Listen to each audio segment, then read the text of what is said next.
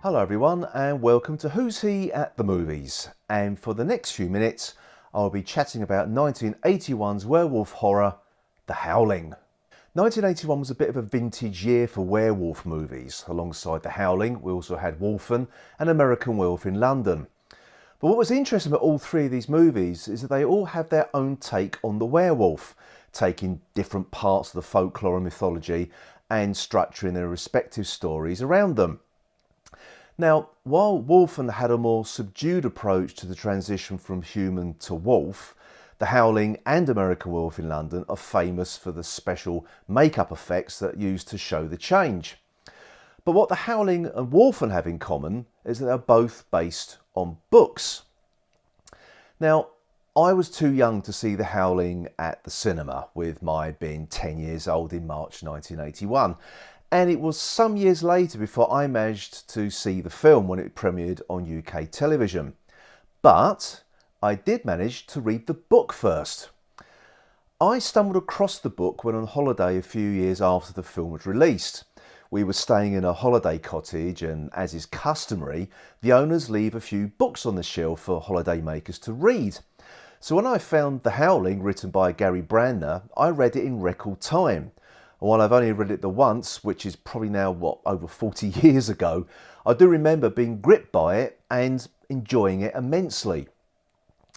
So when I finally saw the film, and also enjoying that at the time as well, the book and the film are vastly different, with the only similarity being the protagonist staying at a retreat populated by werewolves. The film version, directed by Joe Dante, begins with TV reporter Karen White, played by Dee Wallace, who has been contacted by serial killer Eddie Quist to meet in a seedy porno shop. Of course, she is live on air, but when her mic signal is lost, the police are called to look out for her.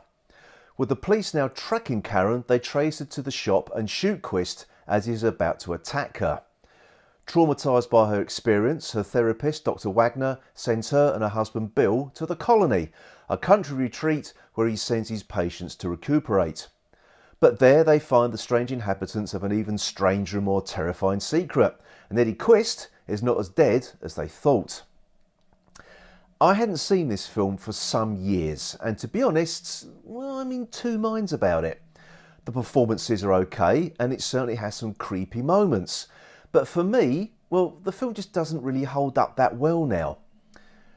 To begin with, when Karen meets Eddie in the porno shop, he makes her watch an adult movie, which features scenes of a woman being gang raped. Now, while it's meant to illustrate just how degenerate Eddie Quist is, it's something I can live without seeing, to be honest. There are also times when the film's budget shows, such as the werewolf love scene where Karen's husband Bill and the colony's local nymphomaniac Marsha both transform into werewolves while making the beast with two backs. The transformation by a roaring campfire is achieved through the liberal use of yak fur, fake teeth and finally animation, as we get to see cartoon silhouettes of werewolves howling while making sweet, sweet love. And it wasn't even the doggy position. And talking of turning into a werewolf, let's get to the money shot of the film. Eddie Quist's werewolf transformation, with actor Robert Picardo enduring the prosthetics. Now, there was a lot made of this at the time, and of course there are comparisons made to David Kessler's transformation in An American Werewolf in London. While both were massive leaps forward in makeup effects, the Howling scene is not as good. The makeup effects were devised by Rob Bottin, who would later provide the amazing makeup and creature design for John Carpenter's The Thing. However, Rick Baker, who did the effects for American Werewolf in London, is also credited for The Howling, and there are some online stories stating that Baker had to leave The Howling, which is when Bottin took over. Now, putting all this aside, the main issue with the transformation scene is that it just goes on for far too long. We witness numerous air bladders making Picardo's head bulge and pulsate, and at one point he basically hulks out with his chest bursting out of his shirt. And finally, when it gets to him actually starting to look like a wolf and his mouth starts turning into a muzzle, it all happens extremely slowly. With the camera lingering on every aspect of the transformation, you could almost say it's like make-up porn. But what makes the slow transformation even more ridiculous is the context in which it happens. While Eddie Quist has Karen White cornered, he begins the exceedingly slow transformation while she just basically stands there and watches. She has ample opportunity to escape before he fully turns into a wolf, so watching this recently I was left shaking my head at the preposterous amount of time it all took. Just a few seconds trimmed off in the editing suite to make the situation just that little bit more urgent could have made this scene far more effective. Now, it may seem that I don't like this film, but there is lots to enjoy. While the werewolf transformation is too slow for my liking, the fully realised werewolf I do like. The werewolves are bipedal in this film, which makes them tall and imposing creatures when they're menacing their victims. Also, as I mentioned earlier, the three werewolf movies of 1981 all had their own take on werewolf lore. And in The Howling, werewolf transformations aren't triggered by a full moon. No, the werewolves here are shapeshifters, turning into werewolves at will, day or night. And they also enjoy doing so, which makes the reason why they are gathered at Dr. Wagner's colony even more shocking in the film. But let's see how Eddie is getting along turning into a werewolf. No, it's still going on. One thing that this movie keeps, which an American Werewolf in London dispenses with, is the use of silver bullets to kill a werewolf. I like this, to be honest. It makes the monster of the film a bit less dispensable and more of a threat. The film is also extremely atmospheric, with director Joe Dante mostly keeping the monsters in the shadows until towards the end of the movie. Forests are shrouded in mist, and with the use of sound effects, you get the sense that there's always something in the bushes waiting to leap out, and it's very effective, which for me makes a horror film. Not really knowing what is watching you is far more scary than a slow werewolf transformation. The film is also packed with Easter eggs. Anytime someone is watching the TV in the film, it is wolf related, with it either being a cartoon of the Three Little Pigs or Lon Chaney's The Wolfman. There are also a few cameos from actor Dick Miller, who plays the proprietor of an occult bookshop, to infamous cheapy movie director Roger Corman. The performances are generally good as well. Dee Wallace gives her character a lot of pathos as she tries to remember what happened to her on the night Eddie Quist attacked her, and then dealing with the events at the colony. Patrick Macnee as Dr. Wagner is, well, it's Patrick Macnee.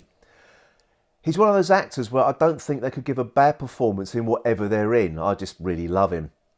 But now a quick update on the werewolf transformation. Oh, come on! I also particularly like Dennis Duggan and Belinda Belaski as Dee Wallace's friends and fellow reporters who deduce what is going on at the colony and Eddie Quist's connection to it. And seeing Slim Pickens as kindly Sheriff Sam Newfield becoming a werewolf made my heart sink a little bit.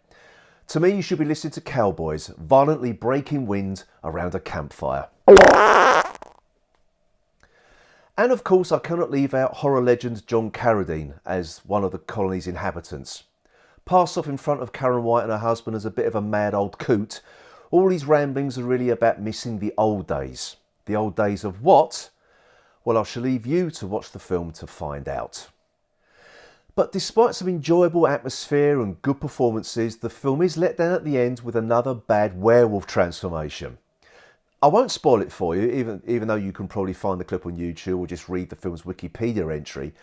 But the final werewolf of the film dispenses with the menacing creature seen earlier in the film and provides the cutest looking dog creature ever committed to celluloid, which even comes with a cute twitchy nose. But to sum up, after revisiting this film after a very, very long time, I was disappointed in the main. It was nowhere near as good as I remembered, but it did pass an hour and a half sort of jogging down memory lane. But at the end of the day, this film did help push the industry of special makeup effects forward. However, for me, An American Werewolf in London did it better, which, to be fair, is really an unfair comparison. They're both their own beast, as it were, and vastly different films in their approach to horror and werewolves in general. But if you've never seen The Howling, just go ahead and watch it. But stop right there. Whatever you do, stay away from the sequels. They are bloody awful. Even though the first sequel does have Christopher Lee in it, but even he can't save that one. But before I go, let's have one last update on how Eddie is getting on. Oh, for God's sake, get on with it!